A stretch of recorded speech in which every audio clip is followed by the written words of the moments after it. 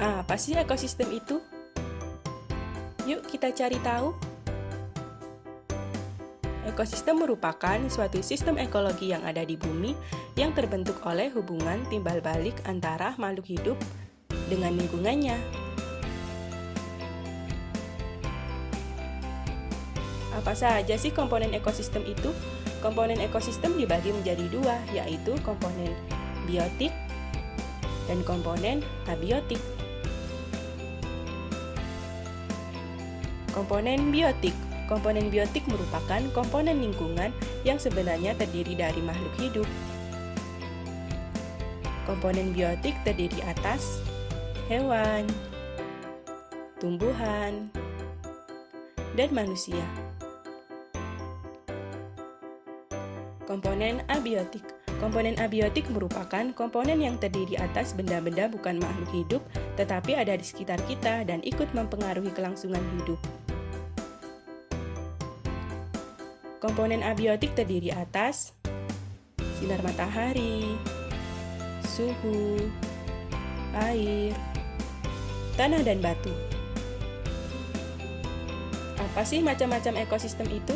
Ekosistem dibagi menjadi dua, yaitu ekosistem alami dan ekosistem buatan. Contoh dari ekosistem buatan yaitu bendungan, akuarium, dan sawah. Ekosistem alami dibagi lagi menjadi dua, yaitu ekosistem air dan ekosistem darat. Contoh dari ekosistem air yaitu lamun, dan contoh dari ekosistem darat yaitu tundra.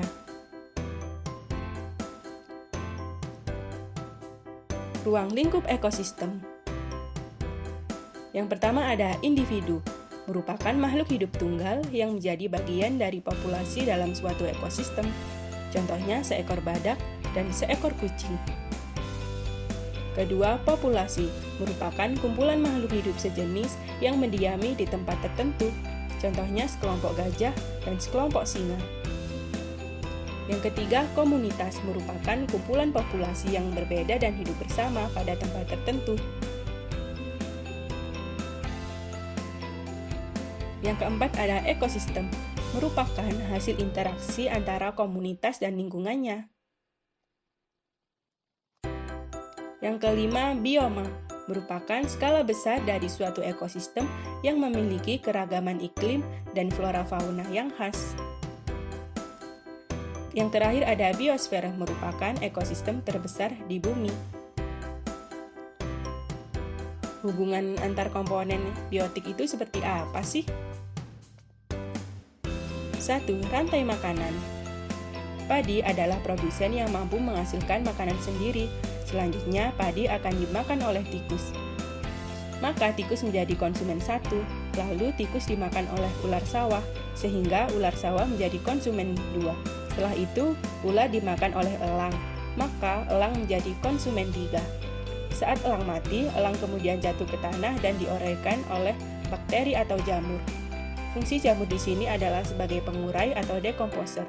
Rantai makanan tersebut merupakan contoh dari rantai makanan di ekosistem sawah.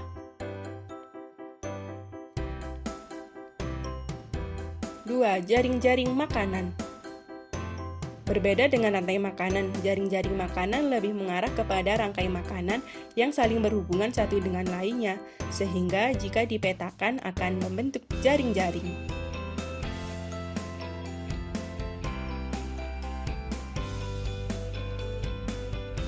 Yang ketiga ada piramida makanan. Tumbuhan hijau atau padi merupakan produsen yang menerima sumber energi dari matahari.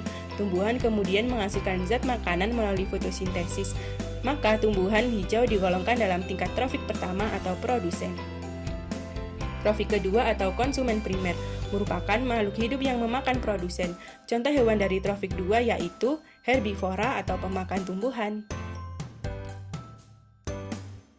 Trofik 3 atau konsumen sekunder 1 merupakan makhluk hidup yang memakan konsumen 2. Contoh hewan dari trofik 3 yaitu karnivora atau pemakan daging.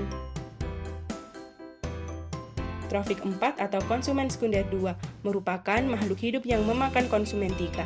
Contoh hewan dari trofik 4 yaitu omnivora atau pemakan segala.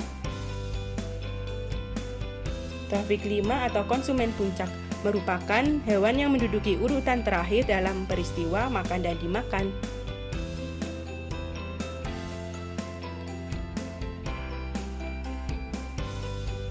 Nah, kita sudah mempelajari apa itu ekosistem, sehingga kita jadi tahu betapa pentingnya ekosistem untuk bumi ini. Yuk mulai menjaga ekosistem melalui hal kecil seperti membuang sampah pada tempatnya, tidak menebang pohon sembarangan. Kalau bukan kita, siapa lagi?